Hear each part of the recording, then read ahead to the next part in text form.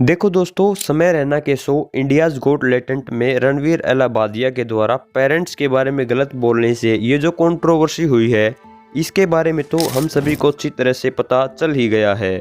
इसलिए दोस्तों, आज की इस वीडियो का टॉपिक इस पूरी कंट्रोवर्सी के बारे में बताना कि किसने क्या बोला और क्यों यह बवाल खड़ा हुआ है।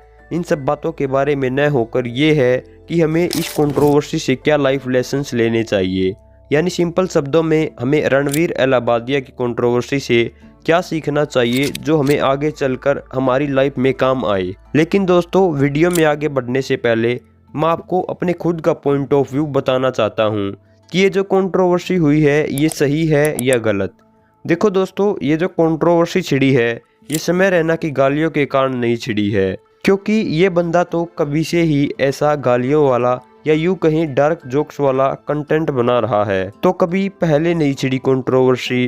क्योंकि दोस्तों, एक एज के बाद तो लगभग हर कोई ही यारी दोस्ती में गालियों का प्रयोग करता है, जिसके बारे में ओशो का भी यही कहना है कि तब तक तुम्हारी मित्रता गहरी नहीं है जब तक तुम उसमें गालियां नहीं देते। क्योंकि सच्ची और पक्की मित्रता का अर्थ यही होता है कि हम उसमें ऐसी बातें एक दूसरे को कह सकें जिनको यदि हम किसी अनजान व्यक्ति से कह दें तो उससे दुश्मनी हो जाए। तुमने देखा, मित्र एक दूसरे को गाली देते हैं, कोई नाराज नहीं होता। सच तो यह है, मित्रता तब तक मित्रता ही नहीं होती जब तक गाली का लेन देन ना होने लगे, तब तक कोई मित्रता। तो मतलब दोस्तों, बात सिंपल है, गालियों वाला कंटेंट समस्या नहीं है। लेकिन दोस्तों, समस्या इस बात से आती है कि वो गालियों वाला कंटेंट पहुंच कहां रहा है, मतलब उसको कंज्यूम कौन कर रहा है। अब जैसे दोस्तों, हम सभी को पता है हमारे घरों में जो 7-7, 8-8 साल के बच्चे हैं वो भी हमारे स्मार्टफोन्स का यूज़ कर ही लेते हैं। अब यदि कोई 7-8 साल का बच्चा स्कूल में है और उसके किसी दोस्त ने या फिर उससे बड़े ने किसी ने जाने अनजाने में गाली दे दी, तो वो एकदम से ही उसके मन पर छाप छोड़ देगी। अब जब वो बच्चा घर पे आएगा तो घर पे तो उस गाली का प्रयोग कर नहीं सकता, और अब वो गाली केवल उसके मन में ही फिरती रहेगी और उसके साफ मन में उस गाली के बारे में जानने के लिए क्यूरियोसिटी यानी उत्सुकता पैदा होगी। और जब वो बच्चा किसी मोबाइल पे ऐसी गालियों वाली वीडियोस देखेगा तो उससे वो बेफालतू की गालियां एक सही उम्र से पहले ही सीख जाएगा, जिससे ओवरऑल दोस्तों समाज पर काफ़ी बुरा असर पड़ेगा। इसलिए दोस्तों, समस्या यही आती है कि वो गालियों वाला कंटेंट पहुंच कहाँ रहा है।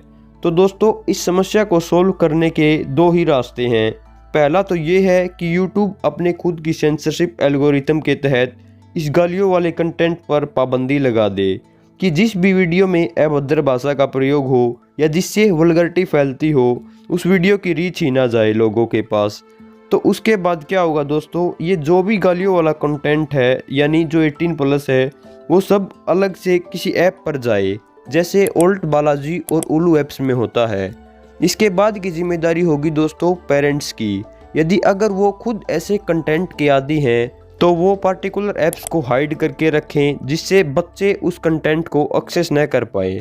और ज़्यादातर समस्या तो दोस्तों YouTube के द्वारा गालियों वाले कंटेंट पर सेंसरशिप लगाने से ही सॉल्व हो जाएगी। क्योंकि दोस्तों, ज़्यादातर जो छोटे बच्चे हैं वो YouTube ही चलाते हैं कार्टून वगैरह देखने के लिए, और उन्हीं के बीच में स्क्रॉल करते करते जब ये गालियों वाला कंटेंट आ जाता है तो उससे समस्या आती है।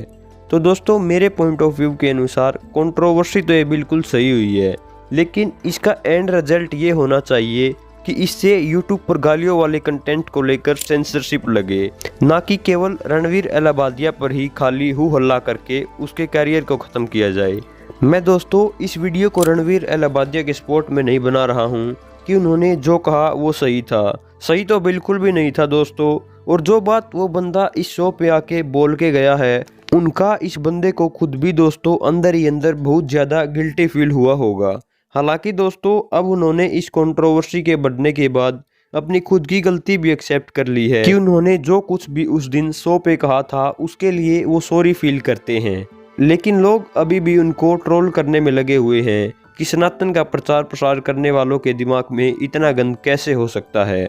अब बारी आती है दोस्तों इस बात को समझने की कि हमें उनके डाउनफॉल से अपनी लाइफ के लिए क्या लेसन्स लेने चाहिए। तो दोस्तों, कहानी को उनके द्वारा किए गए कर्म कांड से ही शुरू करते हैं।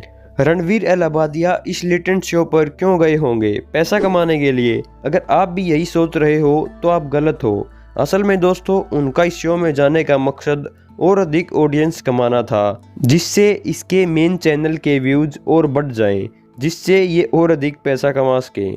मतलब देखा जाए तो दोस्तों ये खुद भी हम सभी की तरह रैट रेस में फंसा हुआ है, और इसी रैट रेस में चलते चलते दोस्तों उनको ये याद नहीं रहा कि वो और व्यूज पाने के लिए किस प्रकार की ऑडियंस के पास जा रहे हैं, जो खुद के मन को शांत करने के लिए ऐसे वल्गर कंटेंट को फॉलो करते हैं।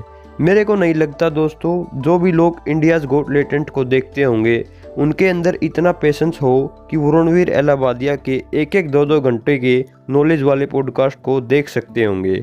तो दोस्तों इससे हमें यही सीख लेनी चाहिए कि हमारे पास जितना है हमें उसमें धैर्य रखकर खुश रहना चाहिए, और ना ही और अधिक कमाने के चक्कर में ऐसा काम करना चाहिए जिससे समाज को नुकसान हो।